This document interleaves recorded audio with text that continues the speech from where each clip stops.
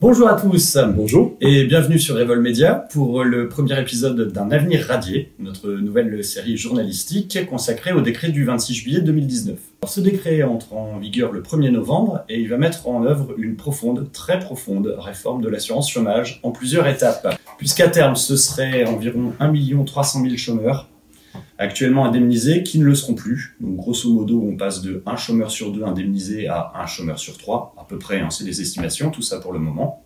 Et quant à ceux qui continueront à être indemnisés, évidemment, ils vont voir le montant des allocations diminuer. Alors ce décret de 200 pages environ est bien sûr indéchiffrable par le commun des mortels. Et comme il nous concerne tous, on a décidé de vous le rendre compréhensible en abordant un par un les points les plus cruciaux de cette réforme. Alors avant de rentrer dans le vif du sujet, on va commencer par écouter Bertrand, qui va nous présenter un bref historique des réformes précédentes pour bien saisir le contexte et voir comment on est passé d'une cotisation à une imposition. C'est bien ça? C'est ça. Et ça, c'est notre pain quotidien, hein, notre salaire. Tout le monde croit que notre salaire, c'est ça, le salaire net. Alors qu'en fait, notre salaire, c'est notre salaire net et le salaire différé. Le salaire différé, ce sont les cotisations salariales et les cotisations patronales. Ce que on appelle, en abusant un peu, les charges. Hein. Ouais, mais c'est pas des charges. Pas des charges. On cotise pour nous. Les charges, ça veut dire impôts, taxes, et ce sont pas des impôts, ce sont pas des taxes, ce sont des cotisations. On va expliquer après ce que c'est qu'une cotisation. Donc, notre salaire, c'est le salaire net plus les charges salariales qui donnent le salaire brut, plus les charges patronales qui donnent le salaire super brut. Tout ça, c'est notre salaire. Ce ne sont pas un salaire et des impôts, mais un salaire. Celui-ci, le net qu'on peut dépenser tout de suite, mettre à la banque, faire ce qu'on veut, et celui-là qui va aller dans un pot commun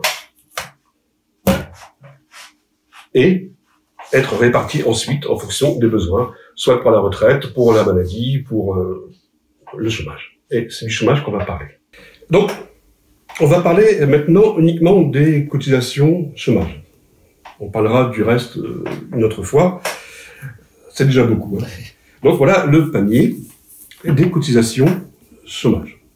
Effectivement, il était réparti aux chômeurs et c'était les syndicats de salariés et les syndicats de patrons qui se réunissaient, les partenaires sociaux qui décidaient des règles de répartition de ces allocations. Maintenant, on va parler du fameux déficit, parce qu'on nous dit ça coûte trop de sous. Hein. Non seulement les chômeurs sont des feignants, mais en plus, ils coûtent trop. Il y a un trou là. Mais en fait, non, il n'y a pas vraiment de trou. Jusqu'à il y a 10 ans, hein, un peu plus, 2008, hein, donc 11 ans, c'était les ACDIC qui géraient, qui répartissaient ces allocations. Et à côté de ça, il y avait l'ANPE, qui est une agence qui était une agence de placement financée par l'État, par les impôts. Deux services totalement différents. En 2008, on a rassemblé ces deux services en créant Pôle emploi.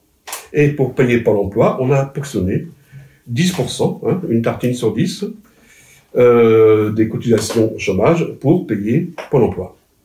Et forcément, oui, ça fait bien à moins, ouais. Ça fait un trou. Le déficit de l'UNEDIC est dû en grosse partie à la ponction qu'il y a pour payer Pôle emploi. 10%, avec le nouveau décret, ce sera 11%. Mais on s'en fout, parce que tout ça, ça n'existe plus. Maintenant, depuis 2018, ça, notre joli panier de cotisations sociales, chômage en tout cas, a disparu. Ça n'existe plus. Il n'y a plus de cotisation chômage sur notre salaire. Maintenant, il y a la CSG. Et comme vous voyez, ça n'est pas tout à fait pareil que notre pain quotidien. La CSG, ça n'est pas un salaire différé, ça n'est pas une cotisation, ça ne va pas dans notre panier commun. En tout cas, le panier du chômage, ça va dans les caisses de l'État, le Trésor public. Et comme il n'y a pas de GPS sur la CSG, s'est mêlé dans la masse des caisses de l'État. Bon, et l'État le distribue ou pas sans consulter les syndicats, de manière complètement autonome. Et c'est là que ça devient intéressant. Parce qu'ils sont assez malins, ils ne disent pas ça tout de suite directement. Ce qui s'est passé, c'est que au mois de janvier, comme tous les 2 ans, il y a eu une réunion de négociation de la convention d'assurance chômage. Avec, comme d'habitude, les partenaires sociaux, syndicats d'employés, de salariés, syndicats de patrons. Avec une lettre de cadrage du gouvernement qui imposait 3,9 milliards d'économies, ce qui était inacceptable pour les syndicats de salariés, et puis un principe de bonus-malus sur les contrats courts, qui était inacceptable pour le MEDEF. Et donc tout ça a été voué à l'échec. D'autant plus que, alors que lors des négociations précédentes, la date butoir était toujours dépassée de quelques semaines, voire de quelques mois. On mettait du temps à négocier, à se mettre d'accord.